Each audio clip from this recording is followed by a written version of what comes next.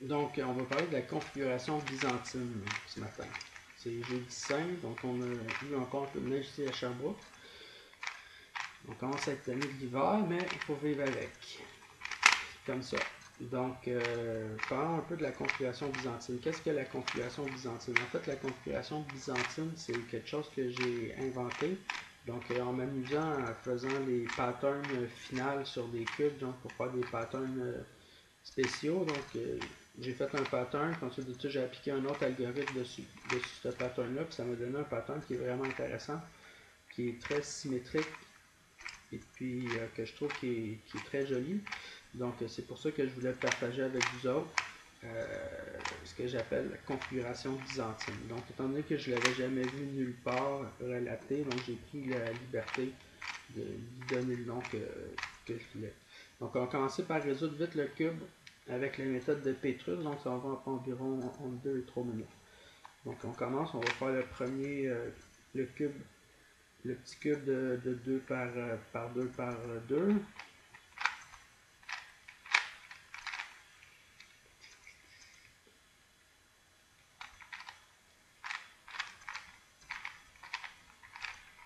Ok, il est fait. On va faire l'expansion.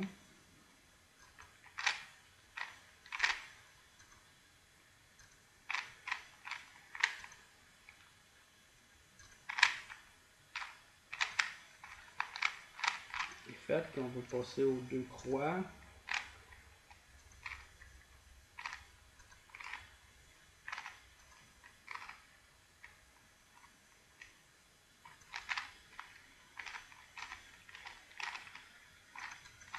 Les deux croix sont faites. Donc là, on va passer au deuxième bloc 2 par 3.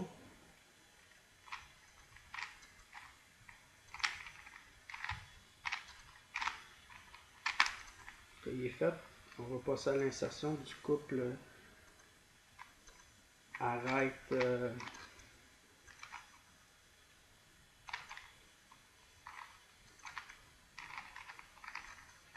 coin. C'est fait. Donc là, les deux premières faces sont faites. On va faire la croix sur le dessus. C'est fait. On va vérifier la position des coins. Donc ces deux-là sont bien, ces deux-là sont mauvais. Donc on va faire permutation des coins. Ok, maintenant les quatre coins sont corrects. Orientation de la face.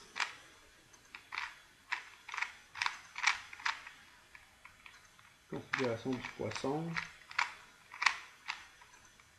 Poisson. La face est bien orientée. Il reste à permuter les arêtes.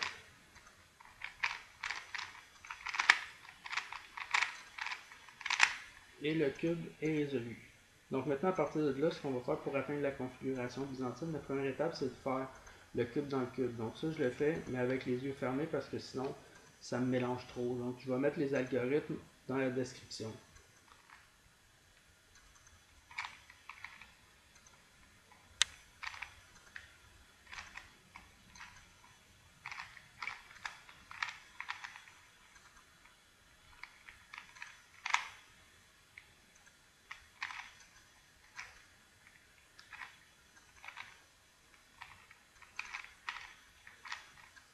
Donc voilà, donc là on atteint configuration comme ça, puis le cube dans le cube. Puis ensuite de ça, on applique la variation du damier.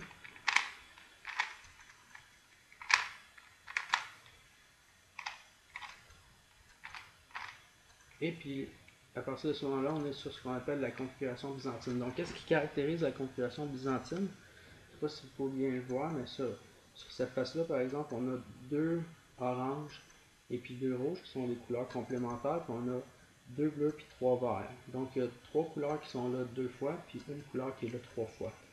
Puis dans cette configuration-là du cube, c'est la même chose partout. Donc on peut voir aussi que c'est le cube dans le cube en version damier qui emporte une attention quand même assez particulière. Donc là on voit que c'est le cube dans le cube version damier. Puis chaque face comme ça possède quatre couleurs. Et puis chaque couleur est présente sur uniquement 4 faces. Donc il y a deux faces qui, comme par exemple, il y a deux faces comme cette face-là, il n'y a aucun bleu ni aucun vert. La face de l'autre côté, c'est la même chose. Sur cette face-là, il n'y a aucun blanc et aucun jaune. Sur la face opposée, c'est la même chose. Donc c'est quand même très symétrique. C'est un beau pattern, c'est bien. Quand on regarde, quand on tient le cube par exemple comme ça,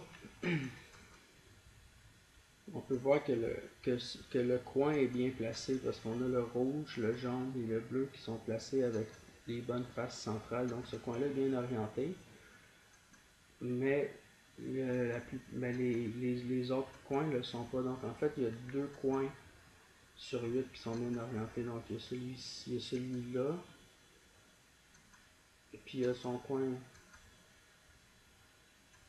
euh, son coin opposé qui se trouve être celui-là. Orange, vert et blanc. Donc en fait, c'est ça, je voulais juste vous montrer comment faire pour atteindre la configuration byzantine parce que je trouve que c'est un beau pattern, puis c'est assez impressionnant, c'est bien intéressant. Donc c'est pas mal ça, donc je souhaite de passer une belle journée, et puis revenez voir mes vidéos de temps en temps. Bye!